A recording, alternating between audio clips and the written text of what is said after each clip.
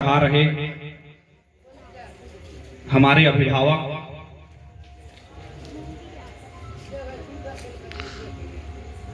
आदरणीय जिला पंचायत सदस्य,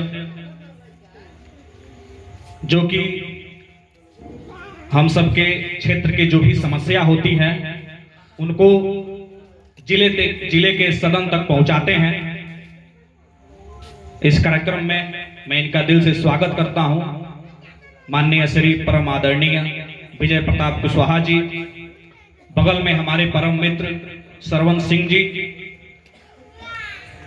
और हमारे बड़े भाई, हमारे दुख सुख के साथी डॉक्टर अजय जी, डॉक्टर छोटेलाल जी, महान पत्रकार हमारे गुरु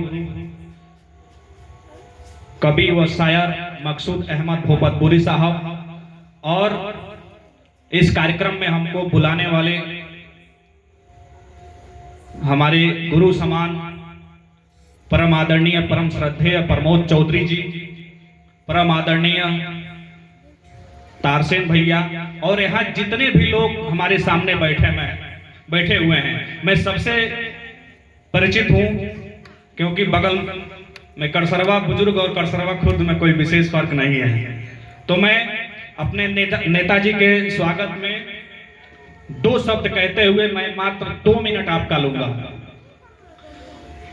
नेताजी का मैं ध्यान आकर्षित करना चाहूंगा कि गरीबों की गलियों में इनका जीना देखा है, गरीबों की गलियों में इनका जीना देखा है। जिनको अछूत बोलते थे लोग, उनके साथ इनका खाना पीना देखा है।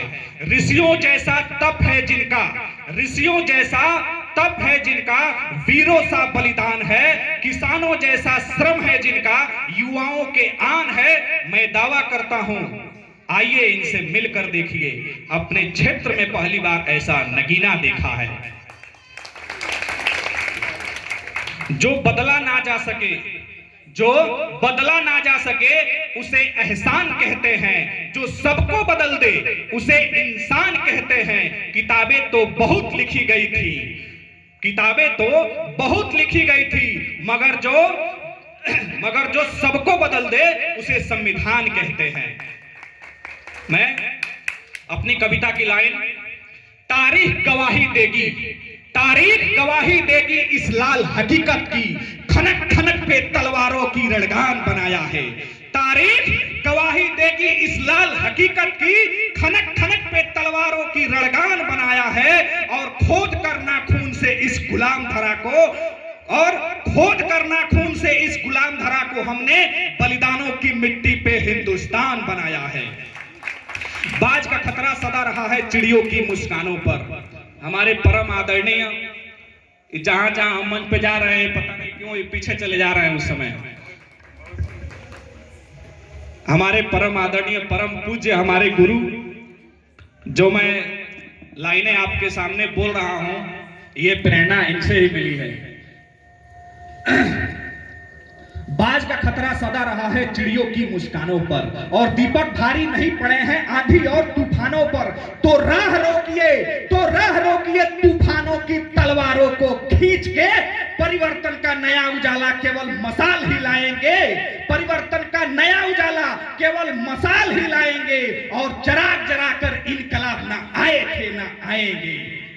मैं अपनी कविता की चंद पंक्ति बाबा साहब के चरणों में अर्पित करके और आप सबसे विदा चाहूंगा, जो कि दलित वंचित शोषितों के आवाज हमारे बाबा साहब डॉक्टर भीमराव अंबेडकर जी।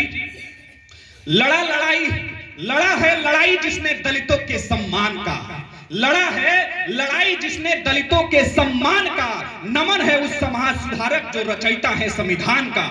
हमको हमारा अधिकार दिलाया जिनसे मेरी पहचान है। बाबा साहब भीमराव अंबेडकर उस महामानव का नाम है। गरीबी जिनके गले तक थी फिर भी शिखर तक जाना था, गरीबी जिनके गले तक थी फिर भी शिखर तक जाना था। भेदभाव मिटाने को शिक्षा का क्रांति लाना था, तो शिक्षा को हथियार बनाया। छुआछूत मिटाने को रक्त में जिनके दौड़ रहा था कीर्तिमान रच जाने को, तो छुआछूत चरम पर था, तो छुआछूत चरम पर था। मंदिर जाना भी वर्जित था। बाबा साहब के जीवन में कदम कदम पर गर्दिश था। तो कमर में झाड़ू बांध के चलते, पैरों का निशान मिटाना था। लटका के गर्दन में घड़ा को कहीं भी आना जाना था। तो स्तन ढकने पर कर लगता था। शिक्षा से भी दूर किया, घुट घुट जीवन जीने पर दलितों को मजबूर किया। तो नदी का पानी जानवर पी सकते थे, सबसे बड़ी लाइन कविता की। तो नदी का पानी जानवर पी सकते थे, पर दलित नहीं पी सकता था।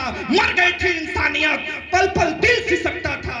तो कलम को ही ताकत थी, तो कलम ही जिनकी ताकत थी, कलम को ही तलवार बनाया। कलम ही जिनकी ताकत थी, कलम को ही तलवार बनाया। संविधान दिया बाबा साहब ने, दलितों का अधिकार बना। तो मैं लास्ट में अपने युवा साथियों को दो शब्द दे के और अपना विदा चाहूंगा। मसीहा बनकर उभरे बाबा भीमराव अंबेडकर, मसीहा बनकर उभरे बाबा भीमराव अंबेडकर, तब जाकर संविधान बनाया शब्दों को समेटकर। युवाओं से अपील है, संगठित होकर आना होगा और समाज के कुरीतियों को जड़ से मिटाना होगा। जय हिंद, जय भीम, नमो बुद्धाय।